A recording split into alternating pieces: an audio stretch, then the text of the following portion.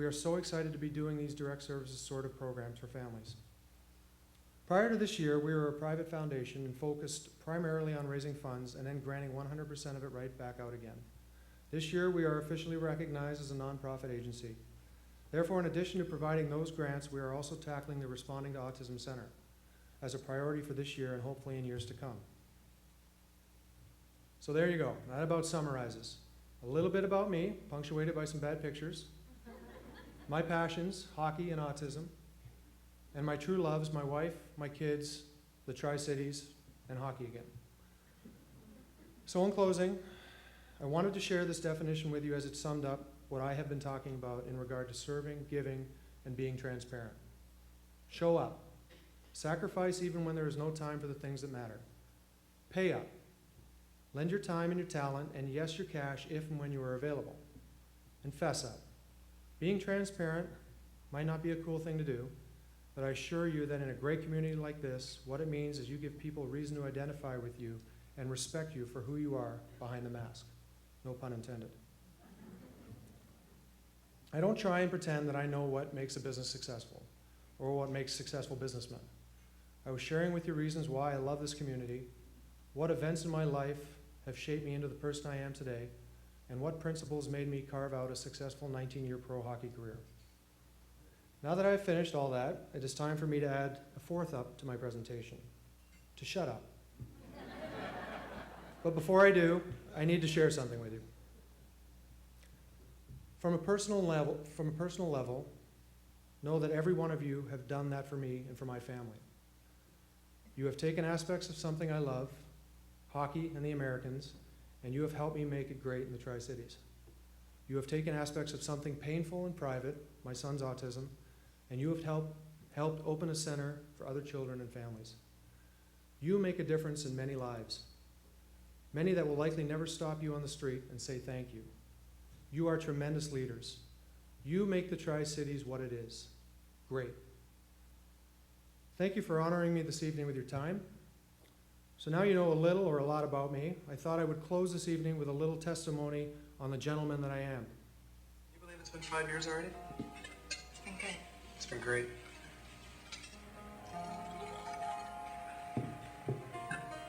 Here's to us. Happy anniversary.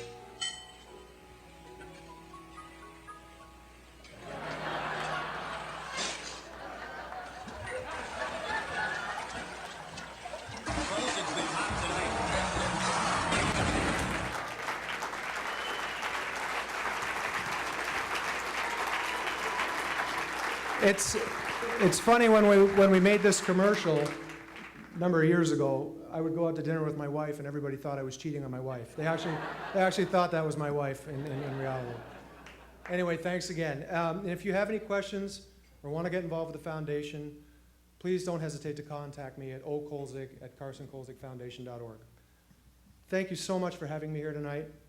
It really is an honor to be here, back home with so many leaders who have made the Tri-Cities great. Oh, and one last thing, in case you missed it. Tickets are still available for next week. And wear white. Go Ams! Thank you.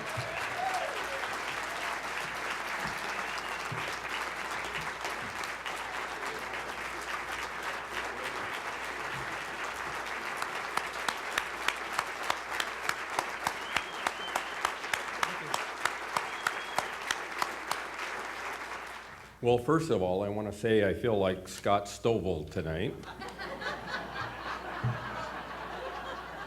And I love that guy. He's a great guy. And I do want to say we really need to give Christine a big round of applause.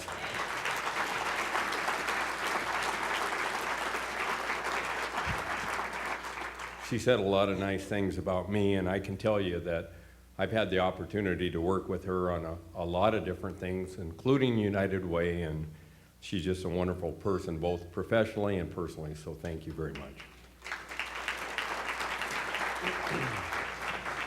And then this photo back here, I told Trish, I said, I feel like I'm at my funeral.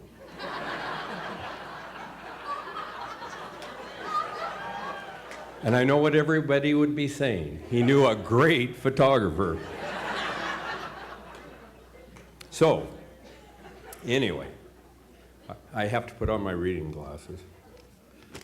Okay, one of the exciting parts of the program is how the previous recipient presents the award. And unfortunately, everybody knows that I am a cop. And so what we're going to do, and I remember Mike Swank, he said, have fun next year, because I'm going to be sitting back relaxing. And I'm looking forward to next year as well. So thank you, Mike. So I'm going to give you 5 clues, all right? So pay attention.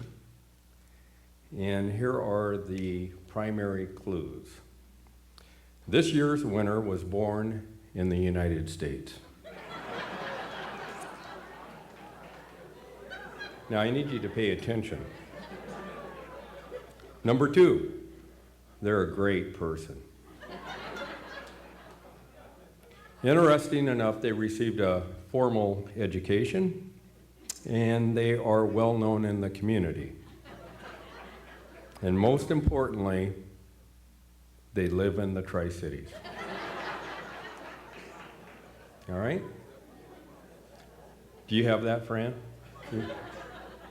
Stick with me. Now, if you have not identified the person who is a 2010 Tri Citian of the Year based on those clues, don't feel bad. Just realize when we have a major crime, people expect us to know that.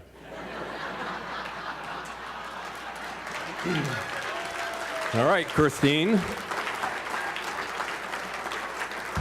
Live at 5.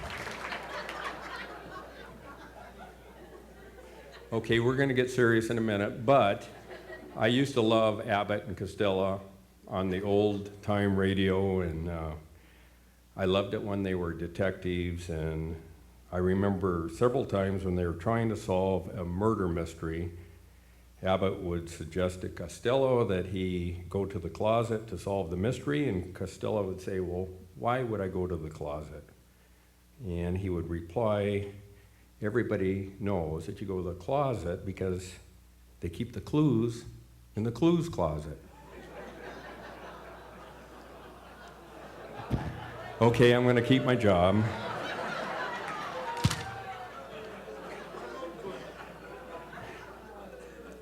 Do you know they have special ticket packages? I love Ole. I may need a retirement job soon. Okay, on a serious note, our 2010 Tri Citian of the Year. And I do have to say before I get started, I do want to say thank you to everybody. Trisha's sitting back there, and she really should have been the 2009 Tri Citian of the Year.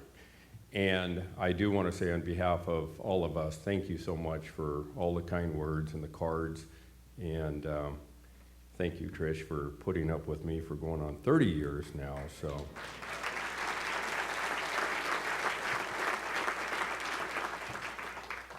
All right, our 2010 Tri Citian of the Year he was really born in the United States, and did you hear the he part? And I know Mike took a lot of time in leading up to this. The person did move around a lot, though, and they did not grow up here, and they probably had no idea where the Tri-Cities really was, like a lot of other people. During their youth, they had a passion for many things. Our Tri Citian of the Year is known for being a fun person, had a passion for dancing, and known to be somewhat spirited at times. And I believe their spouse described them as being somewhat of a rotten kid, but in a good way. Sounds like somebody else that my wife knows. In scouting, our Tri Citian of the Year was put in charge of the other challenging scouts, probably received their early leadership training, as all the other kids actually did quite well as a result of their leadership. Even though our Tri Citian of the Year struggled with high school English, they went on to complete their higher education and was very successful at life. Our Tri Citian of the Year was very active in their church group. And one unique thing about them was they gave a sermon at their church while still in high school.